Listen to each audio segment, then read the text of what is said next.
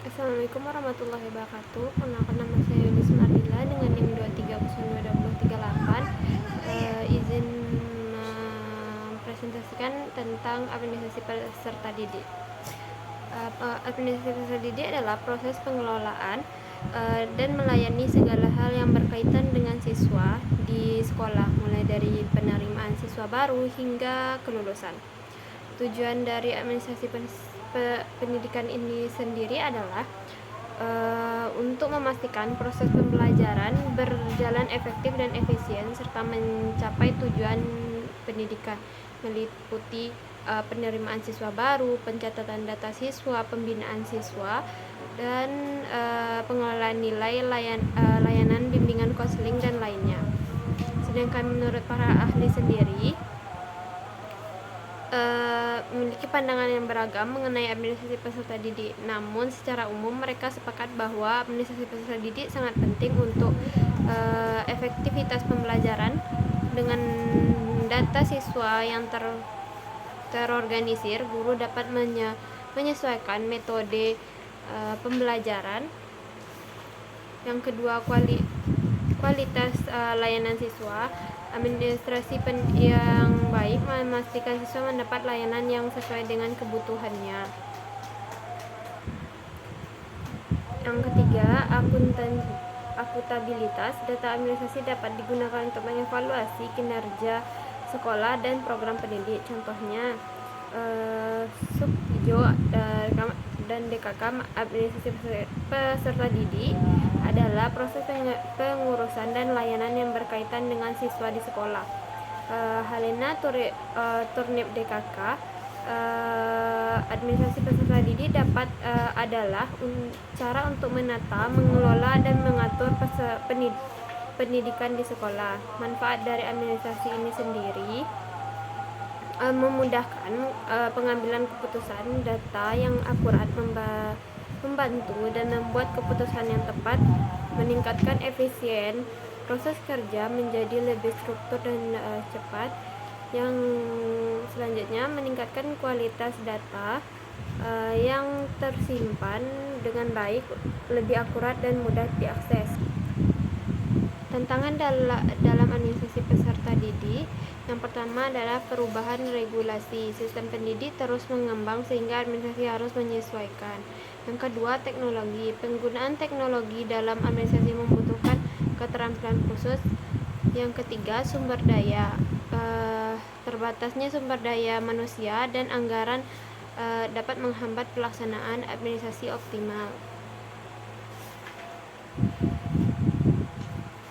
Administrasi peserta didik ini sendiri adalah proses pengelolaan dan memberikan layanan kepada siswa di sekolah. Ini mencakup berbagai kegiatan, mulai dari penerimaan siswa baru, pembinaan selama berada di sekolah hingga ia lulus dari sekolah. Mengapa penting administrasi peserta didik ini? Yang pertama adalah efisien, memastikan semua data siswa tercatat dengan baik dan mudah diakses. Yang kedua, akuntabilitas, memberikan laporan yang akurat tentang perkembangan siswa di sekolah. Yang ketiga, pembinaan, membentuk guru dan staf sekolah memberikan layanan yang lebih baik kepada siswa. Yang keempat, perencanaan, menjadi dasar untuk membuat program dan kebijakan yang sesuai dengan kebutuhan siswa.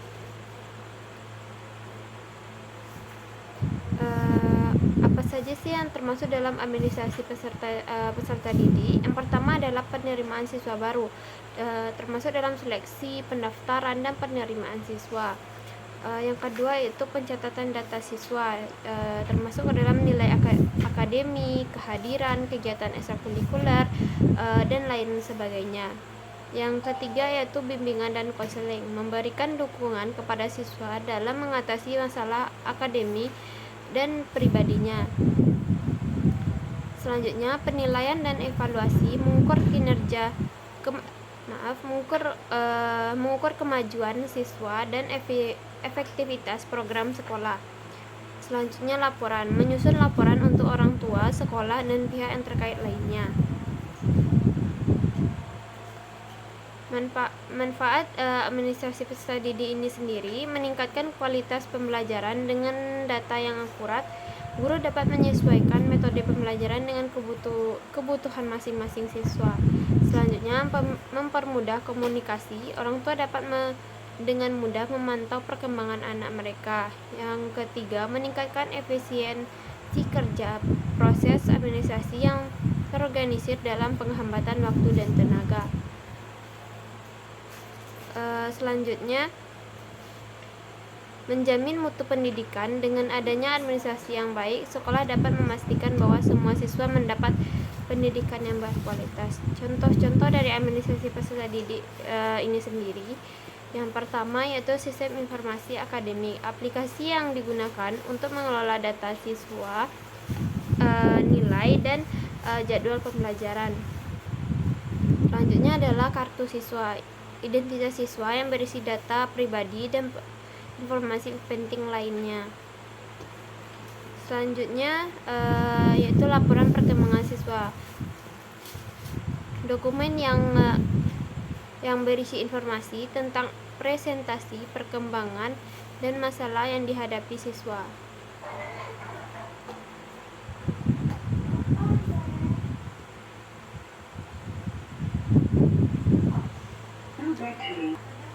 Baik, saya lanjutkan.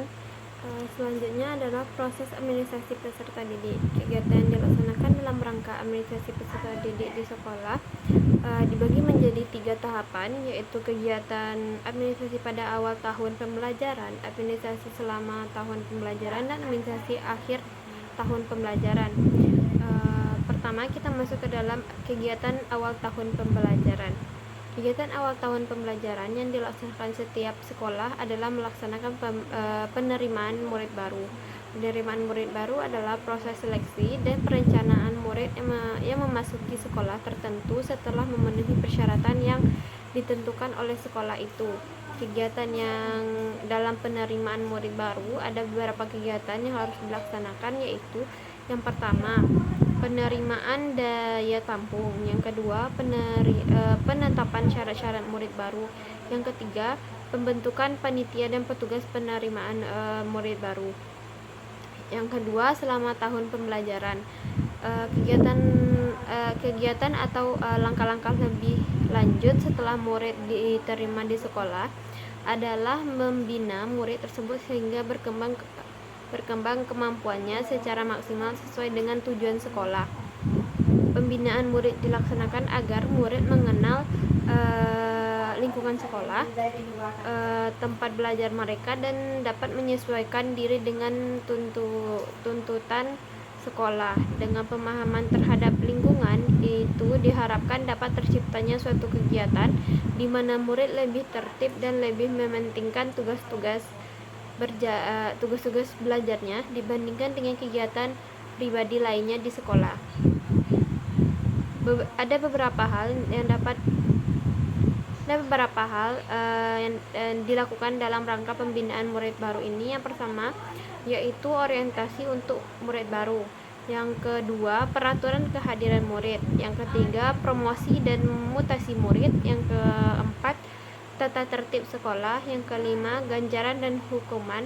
Yang ganjaran dan hukuman ini adalah imbalan yang menyenangkan yang diterima murid karena prestasinya dalam usaha untuk mengerjakan sesuatu. Yang terakhir, akhir tahun pelajaran. Adapun kegiatan pada akhir tahun ini adalah pelaksanaan ujian nasional dan ujian akhir semester. Bagi murid-murid di sekolah, administrasi yang dilakukan berhubungan dengan kegiatan tersebut. Di antaranya yang pertama adalah pelaksanaan ujian nasional.